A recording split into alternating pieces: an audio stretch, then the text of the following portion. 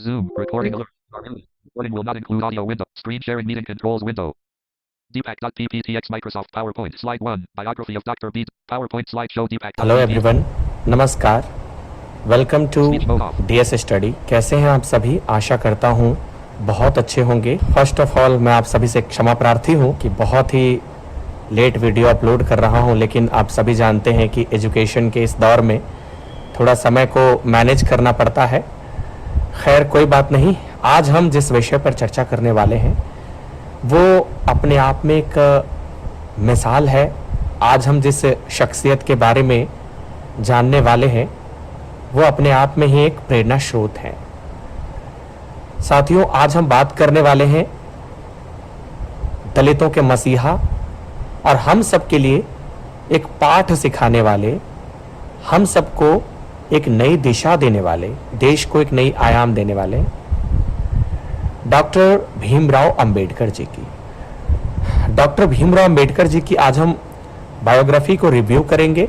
So sorry once again, today I brought a new video for all of you after a long time. चलिए शुरू करते हैं। बहुत लोगों के मन में ये प्रश्न उठता होगा और उठना स्वाभाविक है, और बहुत लोग इनके बारे में नहीं जानते होंगे और बहुत लोग जानते भी होंगे। दोस्तों, अक्सर ऐसा होता है कि जब हम प्रारंभिक विद्यालय में पहुंचते हैं, उससे पहले मैं आपको एक चीज बता देना चाहता हूं कि यहां पे जो लिखा गया है वो अंग्रेजी में लिखा गया है, लेकिन डोंट वरी, मैं आपको हिंदी में ही समझाऊंगा, ठीक है? और पीडीएफ आपको मिल जाएगा डिस्क्रिप्शन बॉक्स से। ओके? बड़े बड़े सेलिब्रिटीज, बड़े बड़े क्रांतिकारी के बारे में बताया जाता है साथियों, और समझाया जाता है कि वो कौन थे जो हमारे देश को अंग्रेजों की चुलबुल से आजाद कर गए और हमें एक आत्मनिर्भर बनने के लिए छोड़ गए कि हम सभी जो है आत्मनिर्भर बन सके। ऐसे में commonly known as a Bhimrao Ambedkar was a prominent, जो कह सकते हैं आप, इंडियन जूरिस्ट, सोशल रिफॉर्मर, है ना, और क्या पॉलिटिशियन भी कह सकते हैं आप इनको। मतलब ये ना ऑलराउंडर टाइप के इंसान थे भाई साहब। बहुत ही प्रतिभा के धनी थे, आयामी प्रतिभा के धनी थे, मेधावी छात्र थे, है ना, और साथ ही साथ who dedicated his life to fighting against समाज है जो डिस्क्रिमिनेशन है एंड इक्वालिटी। तो इनके साथ इन्होंने जो है ना अपना फाइट किया, और अपने आप को जो भीषण, जो इनके साथ संघर्ष हुआ था, भीषण भेदभाव का जो इन्होंने सामना किया था, उसको इन्होंने जो है दूर किया। ठीक है? तो ये थे हमारे भीमराव अंबेडकर साहब। अगर हम इनकी अर्ली लाइफ के बारे में जाने तो अर्ली लाइफ भैया, इनका जन्म होता है 14 अप्रैल 1891 ईस्वी में। कहां पे होता है? तो ये होता है मऊ में। ठीक है? मऊ जो कि सेंट्रल प्रोविंस है, ठीक है, मध्य भारत आप इसको कह सकते हैं। और ये कहां है? मध्य प्रदेश। इनके पिताजी रामजी अंबेडकर। देखिए आजकल के ज़माने में क्या होता है ना, आजकल जब हम लोग नाम लेते हैं किसी का, अगर हम लोग नाम रखते हैं तो हम लोग क्या करते हैं, माता पिता का नाम अलग होता है, बच्चे का नाम कुछ अलग रख देते हैं, ठीक है। लेकिन पहले के समय में कुछ आप देखे होंगे बड़े बड़े सेलिब्रिटीज़, जैसे हमने रतन टाटा जी के बारे में भी पढ़ाया है, और आप एपीजे अब्दुल कलाम के बारे में भी हमारे चैनल पे पढ़े होंगे। तो वहाँ पे एपीजे अब्दुल कलाम का जो नाम है ना, उनके पीछे उनके परिवार का भी नाम जुड़ा हुआ है। वैसे ही आदरणीय भीमराव अंबेडकर जी का जो नाम है ना, वो इनके परिवार के साथ जुड़ा हुआ है। जैसे कि भीम, तो भीम से बन जाता क्या है साथियों? भीमा। ठीक है? तो भीमा बाई कौन थी? इनकी माता जी। ठीक है? इनके माता जी थी कौन? भीमा बाई। राव, राव, और साथ ही में क्या था? राम जी। ठीक है? इनका पूरा नाम था भीमराव रामजी अंबेडकर। ठीक है? तो राम जी इनके पिताश्री थे, है ना। राम जी कौन थे? इनके पिताश्री। और अंबेडकर, अंबेडकर के बारे में ये कहा जाता है कि एक ब्राह्मण शिक्षक हुए थे जब ये पढ़ते थे। उस समय क्या था कि भैया वो शिक्षक भविष्यवाणी कर लिए, मतलब उनको ऐसा लगा, मतलब आप जानते हैं कि अगर कोई भी स्टूडेंट किसी भी कक्षा में होता है या फिर किसी भी विद्यालय में पढ़ता है तो शिक्षक उनको देखकर ही समझ जाते हैं कि भैया ये ना आगे चल के बहुत ही प्रकाशवान होने वाला है, चमकने वाला है, आगे कुछ ये करने वाला बंदा है ना। मतलब चेहरे से, हाव भाव से ही पता चल जाता है भैया, ठीक है। तो ऐसे थे हमारे कौन, भीमराव अंबेडकर। तो अंबेडकर साहब जो कि ब्राह्मण थे, उन्होंने कहा कि यार ऐसा है, इनका नाम जो है ना वो बहुत लंबा है। क्या है, बहुत लंबा है। तो हम लोग क्या करते हैं, हम अपना सरनेम दे देते हैं, ठीक है। और इन्होंने जो है अपना सरनेम दिया। उस समय जातिवाद का जब जटिल दौर चल रहा था भाइयों, तब अंबेडकर साहब ने इनको अपना सरनेम दिया था, ठीक है। लोग छुआछूत से पीड़ित थे और उस समय इन्होंने क्या किया था, अपना सरनेम दिया था। तब से ये क्या हो गए, भीमराव रामजी अंबेडकर। भीमराव मतलब वही भीमा बाई और राम जी मतलब इनके पिताजी और अंबेडकर तो ये थे ही, है ना। तो क्या हो गए, भीमराव रामजी अंबेडकर। आगे चलते हैं। आगे चलने से पहले मैं आपको एक चीज और बताना चाहूंगा कि इनके पिताजी अंग्रेजी सरकार में, ब्रिटिश सरकार में सूबेदार के पोस्ट पे थे, ठीक है। और जब ये 3 साल के हुए तो इनके पिताजी रिटायर्ड हो गए। ये 14वीं संतान थे तो इनको माता पिता से बढ़िया प्यार मिला, ठीक है। लेकिन कहते हैं ना कि शिक्षा बहुत जरूरी होती है, तो इन्होंने भी सोचा कि यार हमें अपने बच्चे को जो है आगे पढ़ाना चाहिए। इस विषय पर हम आगे बात करेंगे।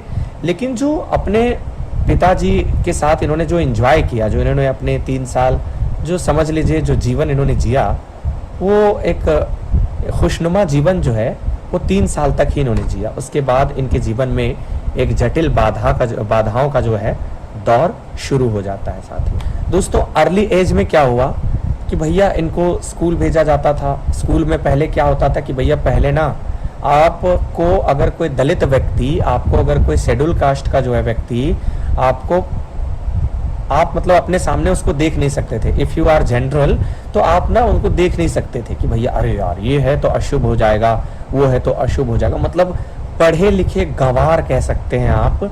उस समय की जो व्यवस्था थी, एक रूढ़िवादी धारणा उस समय विकसित हो रही थी कहीं ना कहीं। और वैसे में क्या हुआ, इनके साथ भी यही प्रॉब्लम हुई भैया। एक बार की बात है, जब ये स्कूल गए तो इनको जो है बच्चों से जो है पीछे बैठाया जाता था, कभी क्लास से बाहर भी कर दिया जाता था, है ना। जिस कुएं पे ये पानी पीने जाते थे लोग इनको भगा भी देते थे, ठीक है। तो इनको बहुत ही भीषण भेदभाव का जो है, डिस्क्रिमिनेशन का जो है इनको जो है सामना करना पड़ा साथियों, ठीक है। बचपन में मान लीजिए कि 6-7 साल की उम्र में जो है इन्होंने अपना संघर्ष जारी कर दिया। साथियों अगर हम इनकी एजुकेशन की बात करें, 32 डिग्रियां थी भाई साहब इनके पास, ठीक है। अब ये कहना बड़ा मुश्किल है कि और सारे किस किस चीज में, बाकी हमने ये लिस्ट तैयार करके रख दिया, आप लिस्ट पढ़ सकते हैं। कहाँ इन्होंने देखो, मुंबई से भी इन्होंने पढ़ाई करी, ठीक है, लंदन से भी इन्होंने पढ़ाई करी। तो 32 प्रकार की डिग्रियां इनके पास मौजूद थी साथियों। और उस समय क्या किया था इन्होंने, मेडिकल साइंस, डीएससी, बहुत तरह के डॉक्टर ऑफ साइंस, ठीक है। बहुत ही प्रकांड विद्वान थे, वेल एजुकेटेड पर्सन थे ये, है ना। मतलब आज भी अगर इंडिया में हाईली क्वालिफाइड को लिस्टेड किया जाए तो उसमें बाबा भीमराव अंबेडकर जी का नाम स्वर्ण अक्षर में लिखा जाएगा। तो ये पहले व्यक्ति थे जिन्होंने दलित कम्युनिटी में हायर एजुकेशन प्राप्त की थी, ठीक है। ये बहुत ही प्रतिभा के धनी थे। कई संघर्ष के बावजूद इन्होंने अपने आप को आगे रखा, ठीक है। आप समझ सकते हो कि उस समय जो 10वीं की पढ़ाई होती थी वो एक अमीर व्यक्ति ही कर पाता था, या फिर वैसे व्यक्ति जो कि बढ़िया फैमिली से आता हो, जो कि उच्च दर्जे से आता हो। लेकिन ये भाई साहब एक नीची कास्ट में होकर के अपने प्रतिभा का परचम हिंदुस्तान समेत पूरे दुनिया में लहराया साथियों। अब देखिए, अगर हम इनके पर्सनल जो है एकेडमिक रिसर्च फील्ड्स की बात करें भाई साहब, तो इन्होंने ना एडवोकेट की काम की थी। ये एडवोकेट थे और ये दलितों के लिए लड़े। भैया पहले दलितों को तो ऐसे समझा जाता था जैसे वो इस प्लानेट का हिस्सा ही नहीं है, वो तो जगह से आए हैं। तो उनके समर्थन में ये खड़े हुए क्योंकि भाई ये भी दलित थे और कहीं ना कहीं ये भी एक भीषण भेदभाव का सामना कर चुके थे। तो इनको भी वो चीज पता है कि भैया हमें आगे कैसे अपने आप को सिक्योर करना है, हमें अपने आप को कैसे आगे चल के जो है साबित करना है। इन्होंने पूरे समुदाय थे वहाँ के जो महार जाति से ये बिलोंग करते थे, तो और भी जो दलित कास्ट के लोग थे, है ना, तो उनके लिए ये लड़े भैया, उनके लिए लड़े। राइट टू एजुकेशन की बात की, बहुत सारे राइट्स, वेरियस ऑफ राइट्स की बात की इन्होंने, और इन्होंने जो है इनको जो है आगे जगह दिलाई। ठीक है साथियों, भैया मैं हमेशा यही कहता हूं कि शिक्षा वह शेरनी का दूध है जो जितना पिया है वो उतना दहाड़ा है। इन्होंने भी भाई साहब शिक्षा को बहुत महत्व दिया, और ये कहते थे, मतलब ये जानते थे कि भैया अगर आपको ना आगे लड़ना है, अगर आपको आगे जीतना है, अगर आपको आगे किसी से कंपटीशन करना है, प्रतिस्पर्धा करना है, तो भाई साहब आपको तो पढ़ना ही पड़ेगा। ठीक है, बिना पढ़े यहाँ पर कोई गुजारा है ही नहीं। कहीं ना कहीं इनका कहना भी सही है, जब हमें किसी कानून के बारे में, हमें किसी चीज के बारे में नॉलेज नहीं होगी तो हम आगे अपनी नॉलेज को गेन नहीं कर पाएंगे। तो इसलिए इन्होंने क्या किया, इन्होंने शिक्षा पे बहुत जोर दी। इन्होंने कहा कि भैया शिक्षित होना बहुत जरूरी है, इसलिए हमें जो है थोड़ा पढ़ना पड़ेगा। ठीक है, अगर हम अपार्ट हिज जो कंट्रीब्यूशन है, अगर हम इसके बारे में बात करें, विमेंस के लिए काफी लड़े, महिलाओं को जो है बराबर इन्होंने जो है अधिकार दिलाने का कार्य किया। इनका एक थीम ही था जेंडर इक्वालिटी, ठीक है, सोशल इक्वालिटी, मतलब हर एक चीज को ये इक्वल करना चाहते थे भैया, कोई भेदभाव नहीं, कुछ नहीं। ठीक है, ये इतने इंटेलिजेंट व्यक्ति थे कि जब हिंदुस्तान आजाद हुआ भैया 1947 में, कब, 15 अगस्त 1947 में, लेकिन ऐसा नहीं है, हमारा जो डेट घोषित है ये 15 अगस्त 1947 में है, लेकिन इससे पहले ही कहीं ना कहीं आजादी मिल चुकी थी 46 के आसपास ही। ठीक है, देश को चलाने के लिए नियम की आवश्यकता होती है, कानून की आवश्यकता जो भी है होती है। ठीक है, तो ये बहुत ज़्यादा अपने आप को एक्टिव कर रहे थे, विमेंस के लिए लड़ रहे थे, है ना, विमेंस के लिए भी एडवोकेट का काम किया, फॉट किया लोगों से, है ना, अपने प्रशासन से, समाज से, और इनको जो है इक्वल अधिकार दिलाया भी। ठीक है, पहले तो ये दलितों के लिए इन्होंने काम किया कि भैया ऐसा है, अब जो हो गया वो हो गया, अब वो चीज़ नहीं हो सकता है। ठीक है, ये एक गाना है ना कि आरंभ है प्रचंड है, तो ऐसा ही इन्होंने जंग छेड़ दी थी, किसके दम पर, कलम के दम पर। ठीक है, इनको जब लोगों ने देखा कि भाई साहब ये तो बहुत ही इंटेलिजेंट है यार, ये तो बहुत ही लोगों को प्रभावित कर रहे हैं, और लड़ भी रहे थे ये दलितों के लिए और विमेंस के लिए, है ना, और जो भी लोग थे, जो पिछड़े वर्ग थे, इनको इन्होंने इक्वल अधिकार दिलाने का जो है काम किया था। इनको ना ड्राफ्टिंग कमेटी में ले लिया गया था। ठीक है, जब इनको ले लिया गया तो इन्होंने संविधान के लिए इन्होंने काम किया। संविधान को इन्होंने अडॉप्ट कब किया था, 26 जनवरी जो है 1950 ईस्वी को। ठीक है साथियों, तो 26 जनवरी 1950 ईस्वी को क्या किया इन्होंने, संविधान को, कॉन्स्टिट्यूशन को जो है इन्होंने अडॉप्ट किया था। फिर जाकर के हमारे देश में लागू हुआ, और हम लोग आज जो है एक सही कानून का जो है पालन कर रहे हैं, सही रूल्स एंड रेगुलेशन का पालन कर रहे हैं। इसमें कहीं ना कहीं ऐसे व्यक्तियों के जो है देन है। भाई साहब एक बात है ना कि देखो, लोग चाहे किसी भी धर्म, किसी भी जाति, किसी भी मजहब या फिर कहीं से भी आए, ठीक है, अगर उनके अंदर प्रतिभा है, अगर उनके अंदर कुछ करने की चाहत है, कुछ करने की ललक है, तो मुझे लगता है ऐसे लोगों को आगे आना चाहिए, ऐसे लोगों को सपोर्ट करना चाहिए, ऐसे लोगों को जो है देश के प्रति, जब जो व्यक्ति देश के प्रति खुद को समर्पित करना चाहे, ऐसे समर्पण को नमन करते हुए उस व्यक्ति को जो है आगे लाना चाहिए। अंबेडकर साहब ने देखा कि ये हिंदू जो धर्म है, ठीक है, कहीं ना कहीं जो हिंदू धर्म है ये काफी प्राचीन धर्म है, तो इसमें क्या था ना भाई साहब, छुआछूत बहुत ज्यादा था।